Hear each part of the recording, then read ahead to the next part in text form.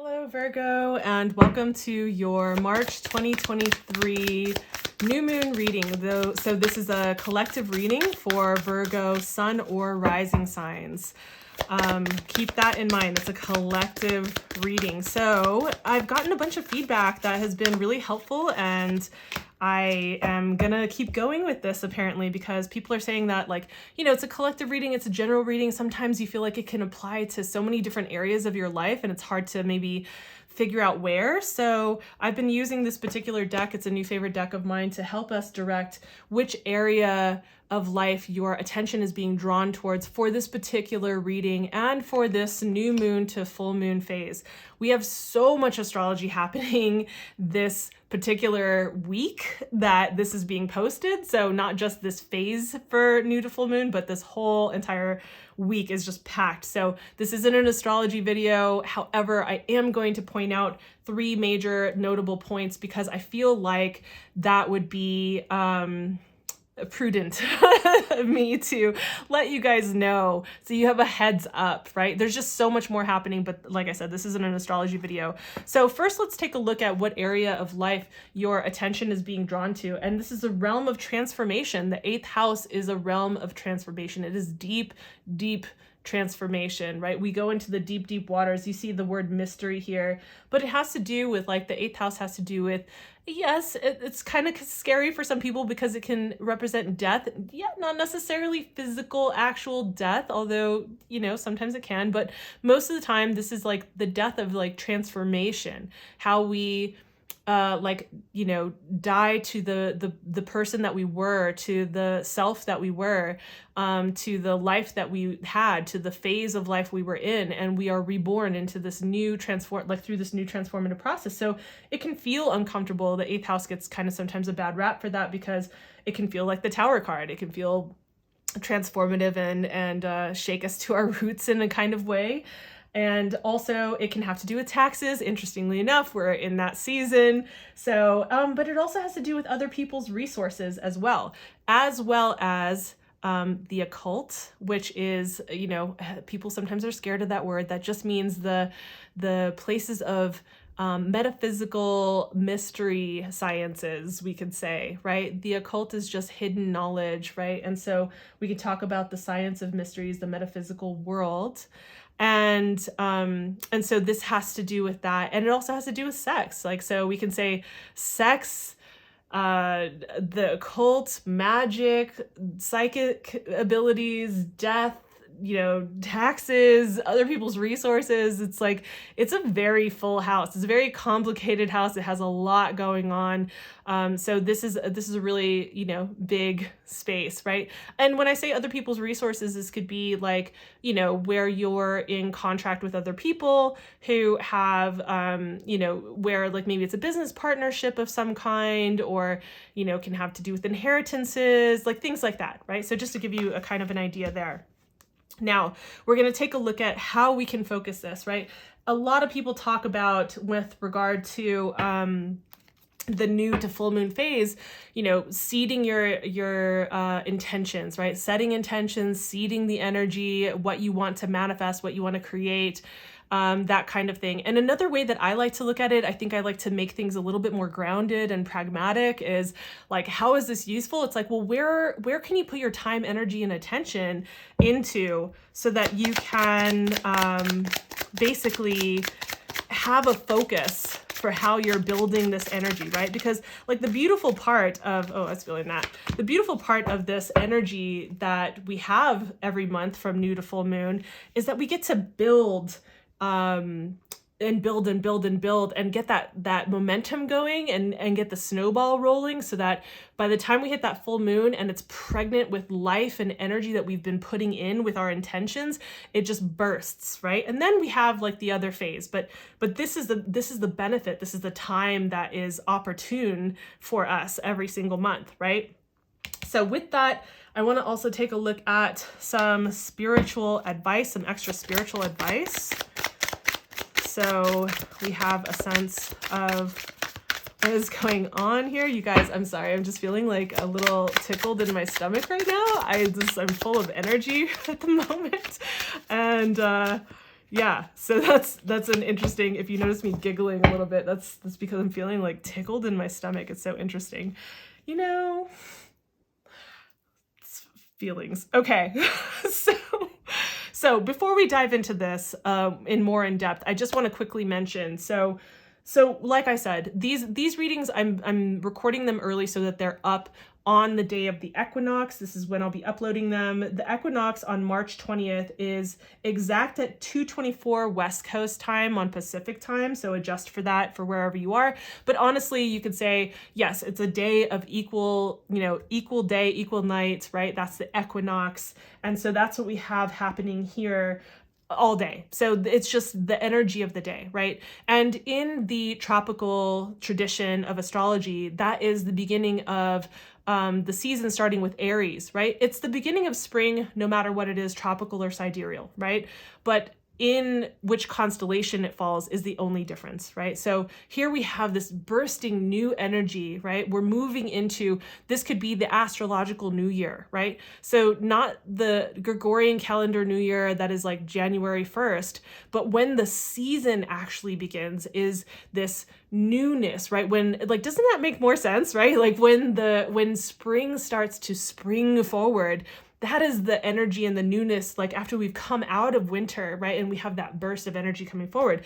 Now, with that, we have the next day on Tuesday, March 21st at 10:23 a.m. Pacific time, we have the new moon moving into tropical astrology, moving into Aries, right? So again, like Aries is cardinal energy. It's that burst forward of energy. It's fast, it's quick, it's combustion, right? It's like, it's beautiful energy. And so that's what we're actually moving into, is that kind of energy, right? And so then 2 days later, we have Pluto ingressing into Aquarius in tropical astrology just before sunrise-ish, like a little bit before sunrise at 5:24 a.m. on the West Coast in Pacific time, right? So later in the in the morning or in the day, depending on where you are in the world.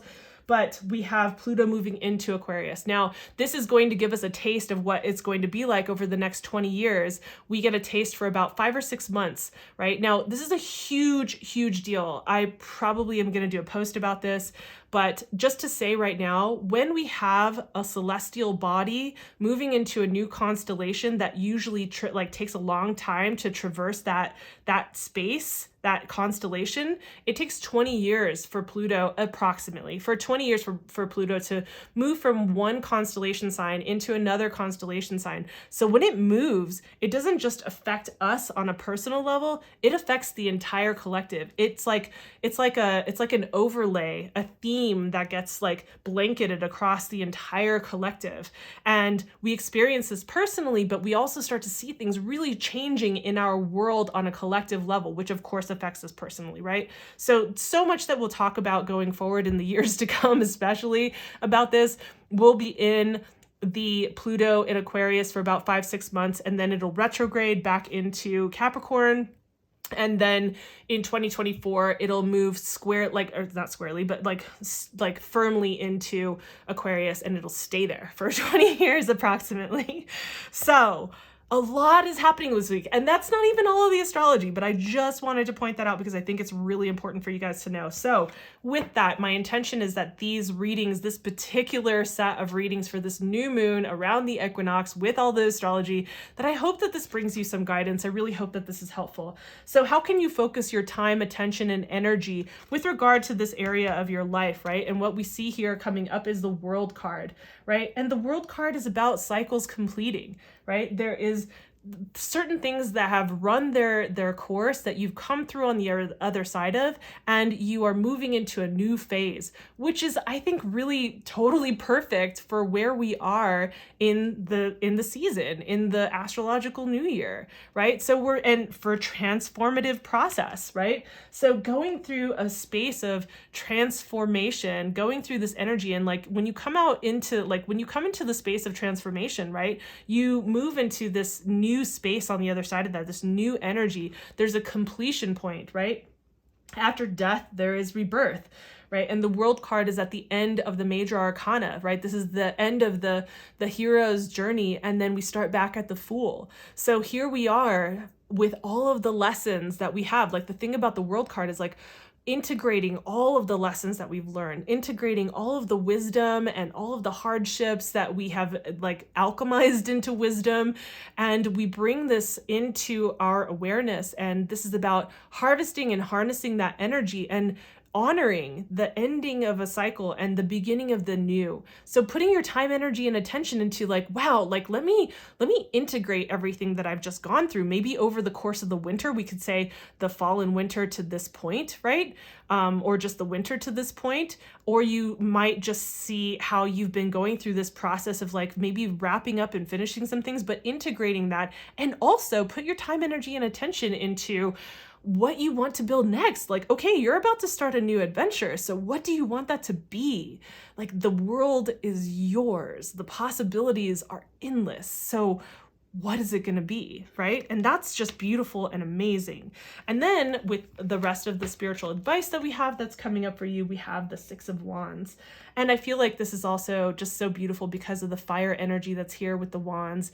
You know, there is a sense of recognition and appreciation. And while you may or may not get that from outer sources, I feel more so that this is about, because we're talking about the energy of like completing cycles and transformative energy, that this is really about appreciating and recognizing yourself. Noticing and like integrating the lessons, right? But like integrating the transformative processes that you've gone through, whether it has to do with like, you know, actual death, or whether it has to do with the realm of the metaphysical world, if you're involved in that or not, or whether it has to do with like the resources that are connected to other people, or with, you know, with sexual intimacy with other people, whatever it is, like wherever you're or just transformation period. I feel like this is more about transformation. This is the time for you to recognize yourself, to give yourself props. Like, you know, you don't need other people to give you the recognition. If they do, that's amazing. But this is the time for like giving yourself recognition. This is the time for appreciating yourself and for recognizing how far you've come, and celebrate that. And I don't mean in some cheesy, hokey way. I mean like actually just appreciate, holy shit, I made it to this point in my life. Maybe I didn't make it to where I want to be yet, or whatever it is, but like look at what you've gone through. Look at the cycles that are completing and what has transformed, what has transpired, and what you've come to. And this is about recognizing that. So celebrate, recognize yourself, appreciate yourself, give yourself the recognition for this. And that I feel like is really potent and really clear. So, you know, if you want kind of like that more full picture, I would say definitely check out your March reading for 2023. That video I'll have up on the screen here. If you want something more specific to you, get a reading by booking it with me. Information is down below. I will also have the monthly readings for April up in just a few days here. So if you want to be sure to catch that and like see what the picture is like going forward from here, then hit the subscription, you know, button and hit the notification bell so that you know when the videos are coming out. So I hope that this is helpful for you. I wish you so much ease going through and clarity going through this period of time that we're all in. And I thank you for being here. So I will see you in the next video. Bye.